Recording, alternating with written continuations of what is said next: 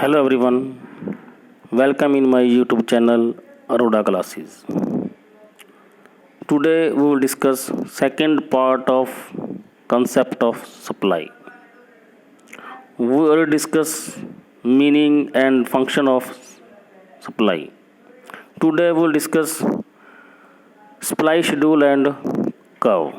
Let us start from the topic supply schedule and curve.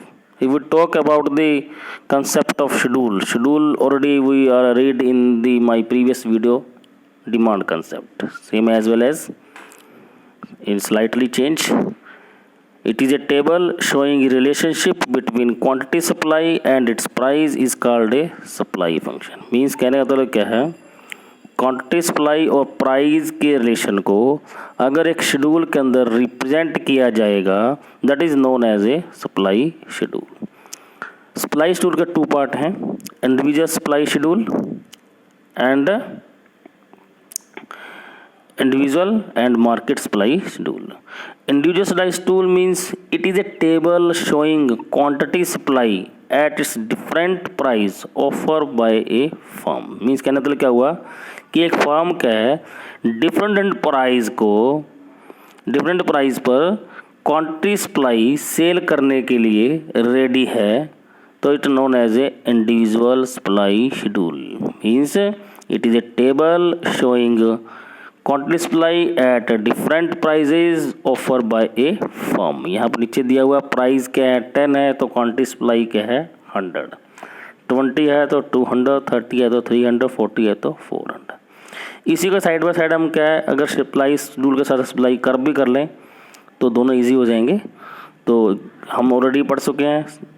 Curve means it is a graphical presentation of supply schedule is called a supply curve. जब क्या schedule के datas का use करके उसको curve के अंदर represent कर दिया जाएगा, that is known as a supply curve. यहाँ भी इसके दो पार्ट हैं, individual supply curve and market supply curve.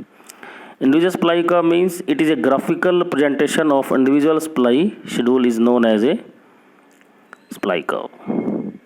अब देखो यहाँ पर क्या है, जैसे जैसे प्राइस बढ़ रहे हैं वहाँ पर जैसे वैसे प्राइस बढ़ रहे हैं वैसे वैसे क्या है सप्लाई क्या है बढ़ रही है, ठीक है ना.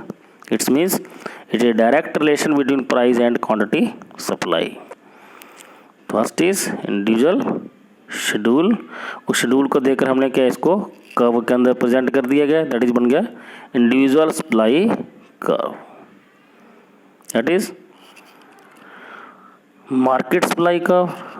सेकेंड टॉपिक क्या है इसका, मार्केट सप्लाई का. ऊपर वही है, it is a table showing relationship between quantity supply and its price known as a supply curve. And when supply schedule represent in the form of diagram, it's known as a supply curve. Market supply means it is a table showing relationship between quantity supply at its different price offered by all the firm. Suppose करो market के दो forms हैं, दोनों form का ही क्या है attitudes हैं, वो अलग अलग होता है. डिफरेंट प्राइस वो डिफरेंट क्वांटिटी ऑफर्स करती है. प्राइस 10 है तो जो फॉर्म फर्स्ट है वो 100 सप्लाई करती है, 2 है तो वो 200 करती है. दोनों को जोड़ दोगे तो क्या बन जाएगा, वो मार्केट सप्लाई बन जाएगा. वो 300 सप्लाई करने के लिए रेडी है. एज वेल 20 है तो 200 प्लस 3 500. इसको हम क्या अगर डायग्राम के अंदर फ्रेम कर देंगे तो फर्स्ट क्या है हमारा S1 है फॉर्म ए का, सेकंड क्या है फॉर्म 2 का. दोनों को ऐड कर दिया तो क्या है ये मार्केट सप्लाई कर्व है. अब दोनों में फ़र्क क्या है, जो इंडिविजुअल सप्लाई कर्व है वो लेस इलास्टिक होते हैं और जो मार्केट सप्लाई कर्व है वो मोर इलास्टिक होता है, वो धीरे धीरे बढ़ता है. ठीक है. Next topic, law of supply is very important concept. Law of supply means it is A positive relationship between price and quantity supply. It's mean when price increase quantity supply fall, when price fall quantity supply is rise.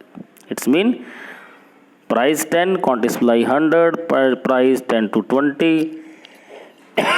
quantity supply 200, as well as price rise quantity supply also rise. When price fall quantity supply also fall.